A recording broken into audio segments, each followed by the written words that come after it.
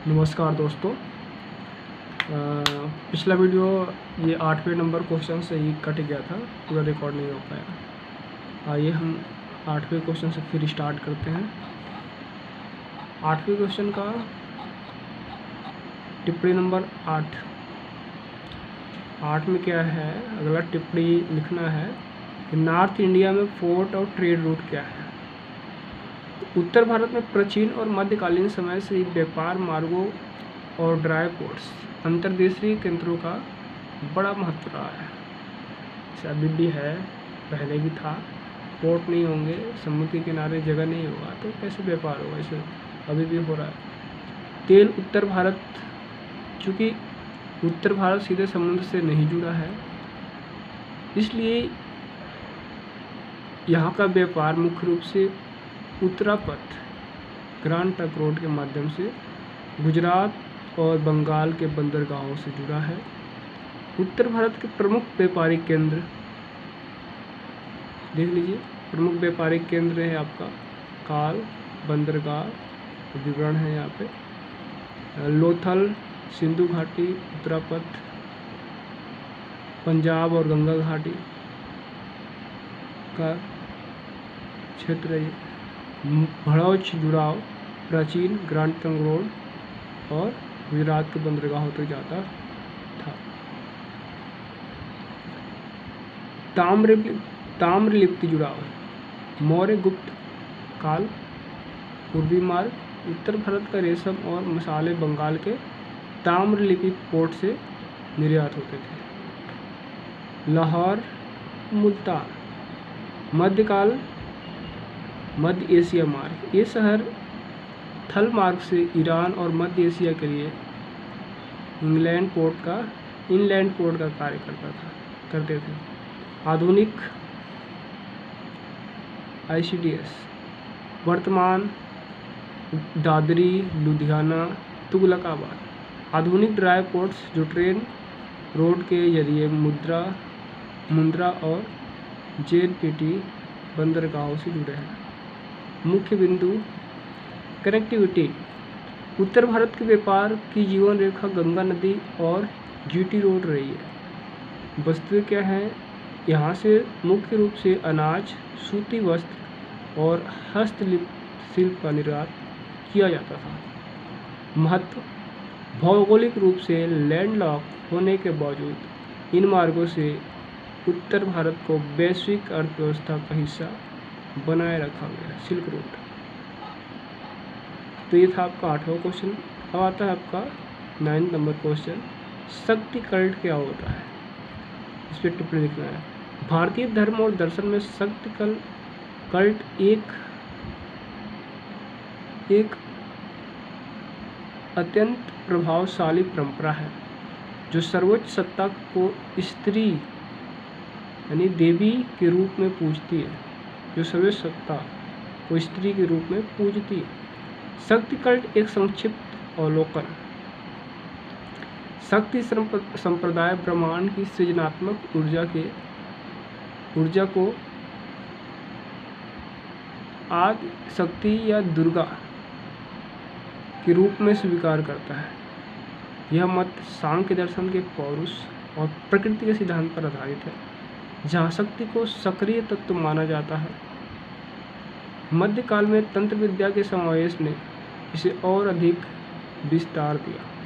प्रमुख तालिका इसमें क्या है, पक्ष और ये विवरण।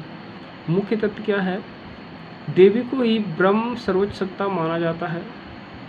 मनुष्य हेतु मुक्ति हेतु शक्ति की कृपा अनिवार्य है। किस काल में, प्राचीन जड़ें सिंधु घाटी, लेकिन मुख्य उत्थान 6वीं से 10वीं शताब्दी पुराणों और तंत्र काल के मध्य हुआ। मुख्य ग्रंथ देवी दुर्गा सप्तशती, देवी भागवत पुराण और कुलवर्णी तंत्र। मुख्य केंद्र कामाख्या असम में है, कालीघाट बंगाल में है और कांचीपुरम दक्षिण भारत में। ये मंदिरें हैं जहाँ पे स्त्री को सर्वोच्च शक्ति का रूप माना गया है और उसी से अंत और उसी से आरंभ माना गया है। सही बात भी है। संबंध शैव मत के साथ गहरा जुड़ाव। शिव शक्ति सांख्य दर्शन की प्रकृति का सकावी निष्कर्ष। शक्ति कल्ट न केवल धार्मिक अनुष्ठान है बल्कि यह मातृत्व संहार और सृजन के सामंजस्य का प्रतीक है। इसके अंतर्गत शक्तिपीठों की 51 शक्तिपीठों की अवधारणा भारतीय उपमहाद्वीप को सांस्कृतिक और आध्यात्मिक रूप से एक सूत्र में पिरोती है। ठीक है, ये हो गया आपका शक्ति कल्ट। क्या है? एक देवी का रूप है जहाँ नारी शक्ति को पूजा जाता है। नारी को ही सब कुछ माना जाता है, स्त्री को ही सब कुछ माना, सर्वोच्च ब्रह्म माना जाता है। ये सांख्य दर्शन के पुरुष और प्रकृति के सिद्धांत पर काम कर आधारित है। ये भी इसका मुख्य क्या है, तथ्य क्या है? देवी को ब्रह्म सर्वोच्च रूप में माना जाता है। काल क्या है? इसकी प्रारंभिक जड़ सिंधु घाट से जुड़ी है, लेकिन 6वीं शताब्दी में पुराणों और तंत्र विद्या में इसको और उत्थान मिलता है। मुख्य ग्रंथ जो है देवी महात्म्य, दुर्गा सप्तमी, सप्तशती और देवी भागवत पुराण है और कुलावड़ी तंत्र है। मुख्य केंद्र और मंदिर कह सकते हो कामाख्या मंदिर असम में है, काली घाट मंदिर बंगाल में और कांचीपुरम दक्षिण भारत में। शैव मत के साथ गहरा जुड़ाव है। शिव शक्ति साक्षात दर्शन और सांख्य दर्शन की प्रकृति का साकार रूप है। ठीक है ना। नेक्स्ट क्वेश्चन देखते हैं हम, 10 नंबर क्वेश्चन और अंतिम क्वेश्चन। तमिल साहित्य तमिल साहित्य क्या है? तमिल साहित्य विश्व के सबसे प्राचीन और समृद्ध साहित्य में से एक, जो अपनी शास्त्रीय शुद्धता और निरंतरता के लिए जाना जाता है। जिसका इतिहास 200 वर्षों से अधिक पुराना है। तमिल साहित्य एक संक्षिप्त अवलोकन है। तमिल साहित्य की यात्रा संगम काल से शुरू होती है, जिसे तमिल संस्कृति का स्वर्ण युग माना जाता है। इसमें प्रेम और युद्ध का सुंदर वर्णन है।